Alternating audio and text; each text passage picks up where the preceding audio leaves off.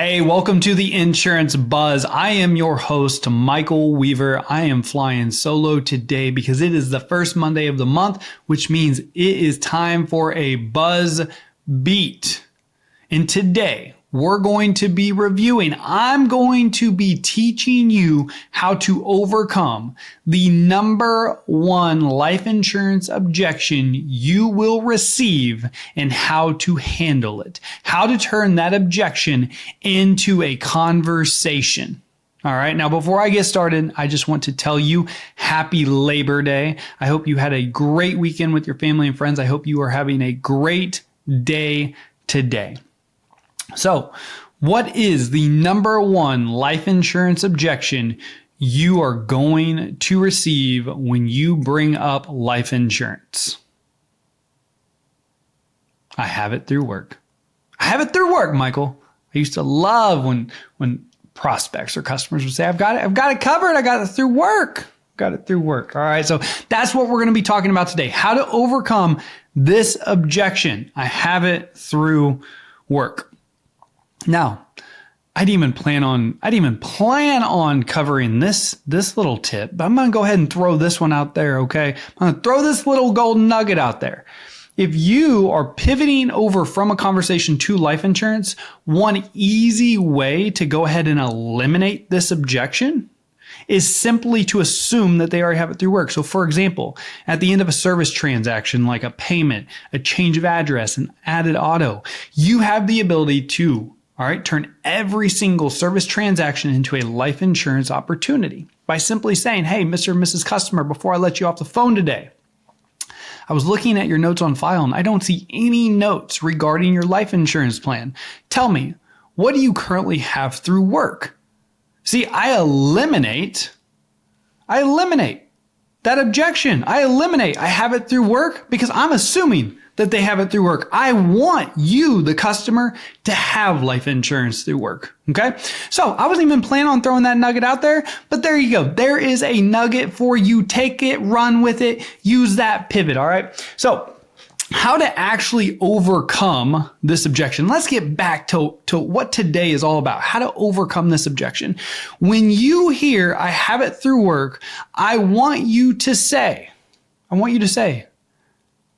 hey, I'm with you, Mr. and Mrs. Customer. I'm glad that you have it through work. Tell me, how much coverage or what is the benefit amount that you have through work? In which they're going to reply with, I don't know. 1 times my salary. I think 100,000. I think 250,000. Great. No matter what they say. Awesome. Fantastic. Unless they say, I don't know.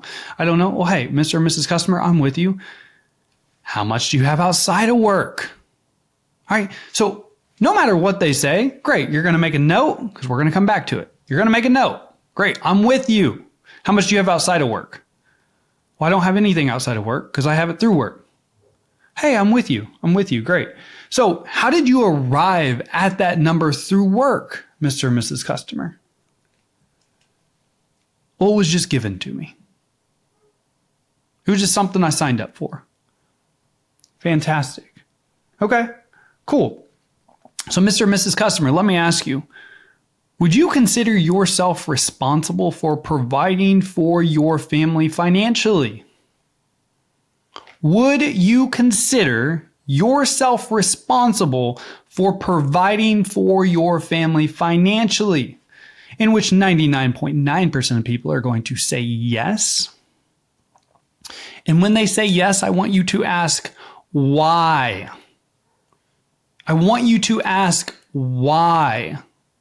Why do you consider yourself responsible for providing for your family financially? Why is that important to you? And let them talk. And the next follow-up question. Mr. or Mrs. Customer, if something happened to you today, unexpectedly, and you passed away, you didn't go home to your family tonight and the paycheck stopped coming in to your home, to your family, would you still feel responsible for providing for your family financially? in which 99% of people are going to say yes. And I want you to respond with why. Why would it be important to you to continue to provide for your family financially? Why is that important to you? Let them talk. Let them talk.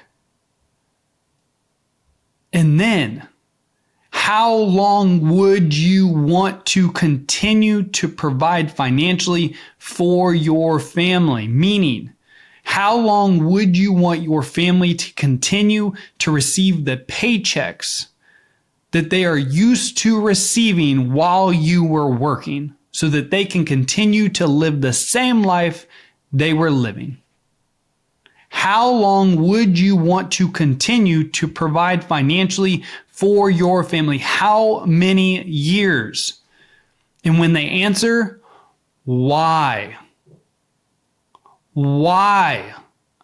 Why that many years? How come that many years? Why is that important to you? You should have picked up on something. You are asking questions. Telling is not selling. So many of you, just like myself early on in my career, I was taught when I heard this objection, when they told me, this is what not to do, by the way, do not do this. I have it through work.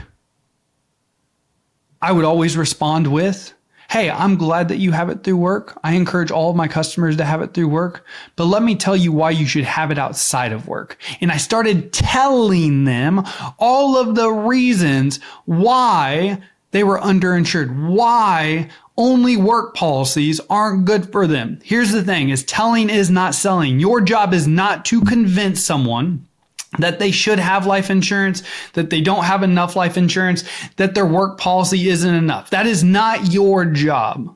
Your job is to ask the questions to get the customer emotionally involved in the conversation and help them understand that they have a problem that they didn't know they had. Because a customer only knows what they know. They don't know anything about life insurance. They think that through work it is fine because they've never been educated. The only way you educate a customer is by empowering the customer through asking them questions and then actively listening to what they say and asking another question to dive deeper on why it's important to them, why they would want to continue to provide for their family financially. So the next time you hear, I have it through work, instead of telling the customer why work policies are not enough, ask the questions to help empower the customer, to help them realize that their work policy is not enough and that they have a problem, that they are underinsured, that they do not have a paycheck protector. They do not have a financial plan, a life insurance plan in place for the amount of time that they tell you they want their family to be protected financially. Woo! Man, I feel like this one is on fire. I feel like you are going to text me 816-727-7610. Text me a fire emoji right now. I want to hear from you. If you enjoyed this episode, let me know that too. Let me know what your biggest takeaway is.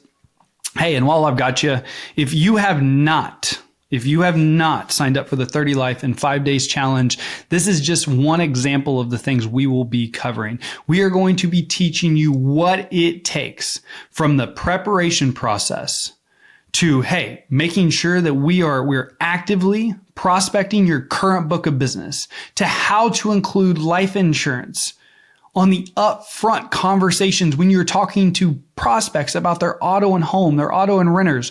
What do those upfront life insurance conversations sound like? All the way to, how do you take service transactions and turn those into life insurance opportunities every single time? We're going to be covering all of it, from the list to run, to the word tracks, to the playbooks, to the pivots, to the conversations in the new business transaction. All right, we're going to be covering it all.